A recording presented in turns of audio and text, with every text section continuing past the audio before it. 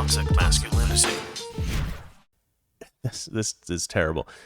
The Biden administration wants cops to seize guns without a warrant. This is actually pretty unbelievable. So this comes from a story about a husband and wife who were fighting over a coffee mug. It's gone all the way to the Supreme Court. Let's see here. This is from Forbes, which is fun, because Forbes is not a right-wing publication, right? It's a left-wing publication. So, but they're reporting on it pretty neutrally because it's pretty ridiculous. So let's see here. Biden administration urges Supreme Court to let cops enter homes and seize guns without a warrant. Now, this is supposed to be in a very specific case, but the thing that I'm concerned about is that there will be, this will creep into other. Oh, okay. I got a super chat. All right, let's take the super chat. All right, thank you, Dolly. Valeria has written me. This is from Daniel J. Corica. Thank you, Daniel. Daniel gives us a lot of super chats, which we appreciate. Thank you, Daniel. He's one of our good friends here. He answered a question about gun control with infrastructure, and no one called him out for it. Yeah, that's right. Like, he basically just answers whatever question he wants. He doesn't. And the media just let him go. Like, oh, okay, that's fine. Moving on. Next question. They don't care. Yeah, thank you for that. Thank you for that, Daniel. All right, so let's move on to this Supreme Court. And thank you, Valeria, for bringing that to my attention. All right, let's see here. So, Supreme Court to let cops enter. Okay, so yeah, again, this is about a couple that was fighting over a coffee mug. It's a crazy thing. It's supposed to be a very specific kind of circumstance in which they can do this, but you know that this will be taken advantage of by the left because Democrats, they're notorious for taking little exceptions to laws or loopholes or something like that and manipulating them to, in ways they were never intended to be manipulated so that they can cheat and get whatever they want out of the laws, or they're very manipulative. So we have to be very specific with our laws. They have to be very strict with our laws. We can't let things slide or let things shift a little bit here or there. But that's what it looks like could happen here. So it says the U.S. Supreme Court on Wednesday will hear oral arguments in Caniglia versus Strom, a case that could have sweeping consequences for policing, due process, and mental health, with the Biden administration and attorneys general from 9 states urging the high court to uphold warrantless gun confiscation. It's weird that it's attorneys general and not attorney generals. Why is that? I don't understand the grammar there. But anyway, let's move on. But what would ultimately become a Fourth Amendment case began with an elderly couple spat over a coffee mug. This is true. It's kind of funny. And actually, I love this story. I love what this guy says. It's great. This guy's great. In August 2015, 68-year-old Edward Caniglia joked to Kim, his wife of 22 years, that he refused to use a certain coffee mug after his brother-in-law had used it because he, quote, might catch a case of dishonesty.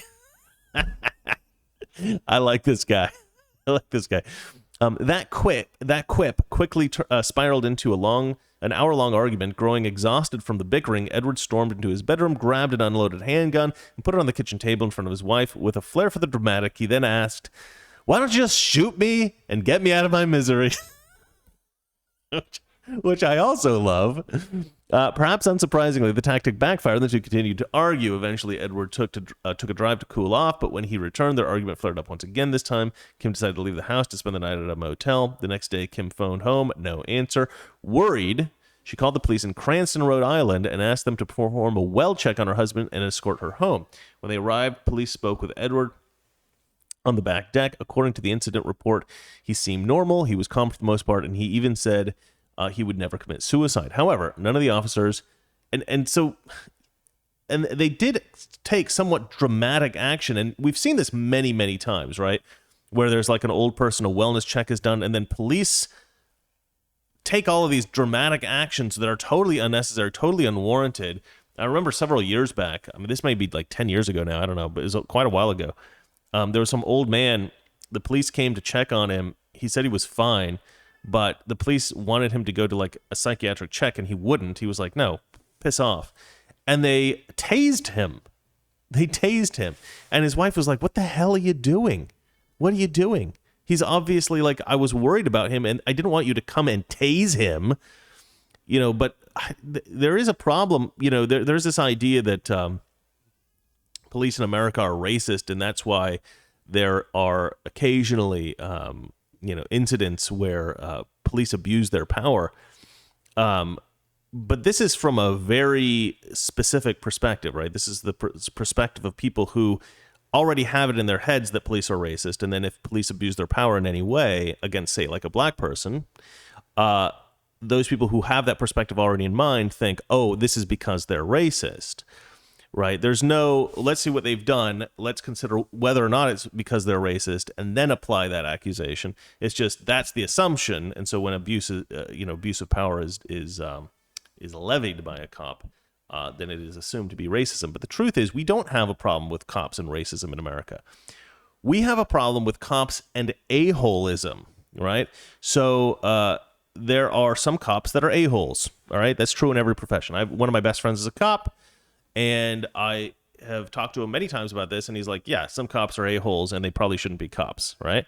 And some people are just drawn to that profession because they're pricks, right? I mean, you got a guy that grows up and goes to high school. He's a high school bully, and then he gets out of high school, and what is he going to do with his life? Well, he can work in a factory. He can, there's lots of different things, but one thing, he could continue to be a bully legally if he becomes a police officer, right? So some people, like one of my best friends, this guy who's a cop, he became a cop because he is a very good man, right? He was a tough guy, and he wanted to make a difference, and he got into policing for that reason.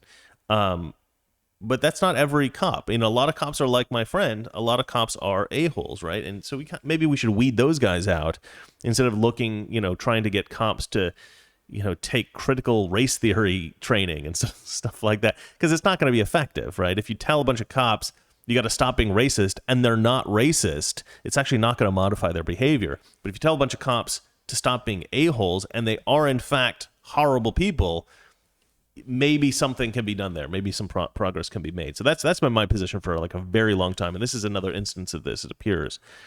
Okay, so none of the officers had asked Edward any questions about the factors relating to his risk of suicide, risk of violence, prior misuse of firearms.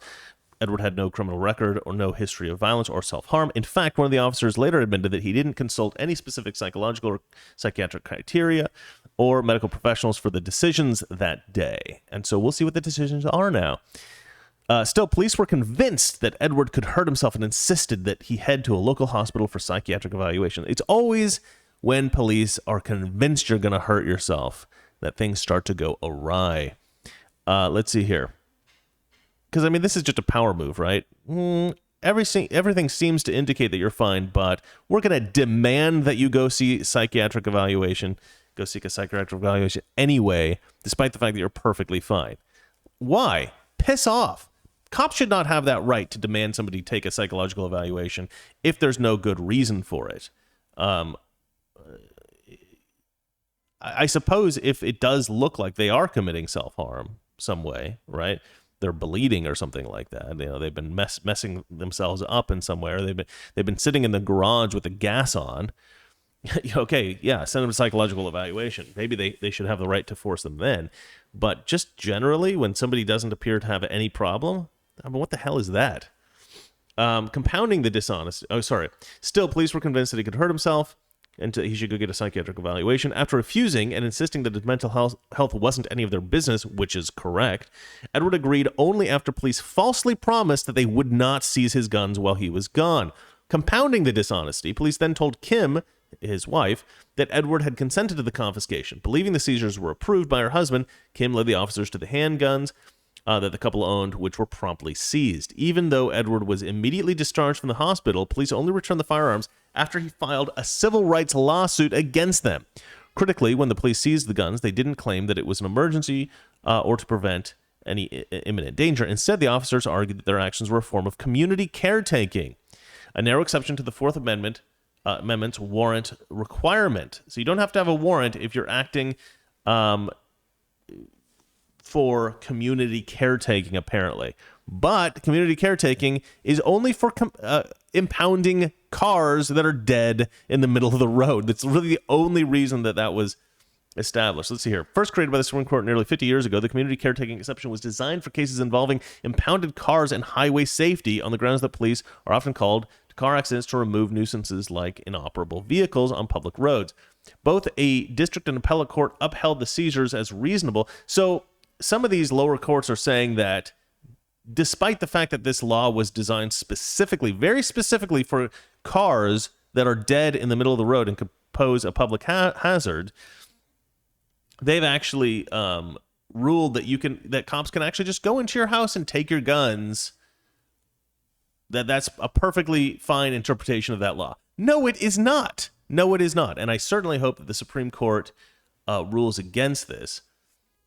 Siding with law enforcement, the First Circuit noted that police officer must act as a master of all emergencies who is expected to provide an infinite variety of services to prevent and protect community safety. By letting police operate without a warrant, the community caretaking exception is designed to give police elbow room to take appropriate action, the court added. In their opening for the Supreme Court, so that's how they've this is how they've adjudicated in the past. But now we're looking at this Caniglia case. In their opening for the Supreme Court, attorneys for Caniglia warned that extending the community caretaking exception to homes would be anathema for to the Fourth Amendment because it would grant police a blank check to intrude upon their home. That fear is not unwarranted. In jurisdictions that have extended the community caretaking exception to homes, everything from loud music to leaky pipes have been used to justify warrantless invasion of the home. A joint amicus brief by the ACLU, the Cato Institute, and the American Conservative Union revealed. The problem with this is that Democrats will use any law that has to be interpreted in ways that allow them to do things for which they were never intended, right? And this is a perfect example. So we make a law that says that police can tow a car out of a road, and the police say, "Oh, we can." That means that we can go into your home and take your guns. What? And then you've got these like activist left-wing judges that go, "Yeah, that seems totally reasonable."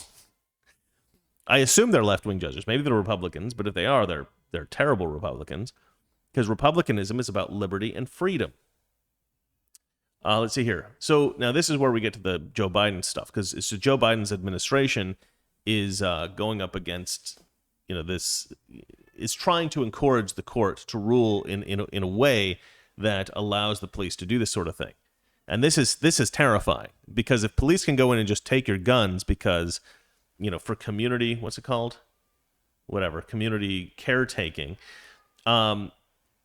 and they've already shifted that from towing cars off the side of the road.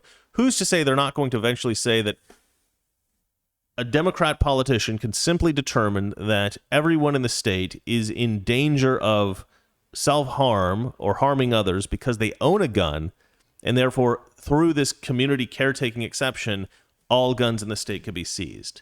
Now, you might think that sounds ridiculous, but a lot of ridiculous things are being suggested right now, like making Washington, D.C. a state, making Puerto Rico a state, lowering the voting age, establishing mail-in voting as the standard, all kinds of crazy stuff, stacking the court. I mean, all kinds of crazy stuff is being suggested right now. This is not out of the realm of possibilities. I think this is a possibility, especially if it's something like, say, like a militia. Right? Like, let's say you have a bunch of militia guys and something happens like what happened on January 6th. The Democrats would definitely want to use something like this to go in and just take their guns, right? They would say, "Oh, this is for community caretaking. These people pose a danger. They walked through the Capitol building one day. That was terrible. We better take their guns." You know that it's going to be used for stuff like this. You know it. The Democrats are very sneaky like that. You gotta keep them on a very short leash. This expansion could have perverse effects and disincentivize people from calling for help. As that brief noted, when every interaction with police or request for help can become an invitation for the police to invade the home, the willingness of the individuals to seek assistance when it is most needed will suffer or will be reduced. But in its amicus brief before the High Court, the Biden administration glossed over these concerns and called the justices to uphold the First Circuit's ruling, noting that the ultimate touchstone of the Fourth Amendment is reasonableness. The Justice Department argued that warrants should not be presumptively required when a government official's actions is objectively grounded in non-investigatory public interests such as health or safety. That is how fascist regimes take your freedoms. That is how they take your civil liberties, right? It's through these words like health and safety, right? Safety. They always say, oh, it's for the public safety. It's for the public safety. And we have to take your freedoms away because of safety. That's always what they say. That's always what they say. Let's see here. I'm not going to read the rest of this. I mean, it basically continues on talking about the details of the case and saying basically the same things that I'm saying, is that this is ridiculous. This cannot go through.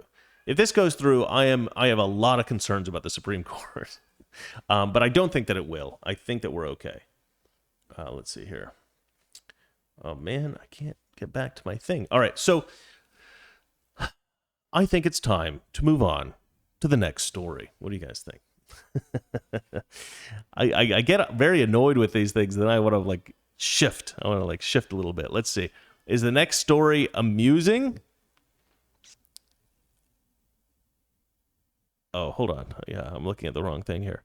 Oh, yes, the next story is amusing. Actually, I love the next story. It's not a nice thing. It's not a good thing, but it is an interesting thing. So let's have a look at the next story. This is something that was covered by Tucker Carlson the other day, and I was just astonished. I was kind of annoyed that I didn't cover it first, but you can't win them all, right?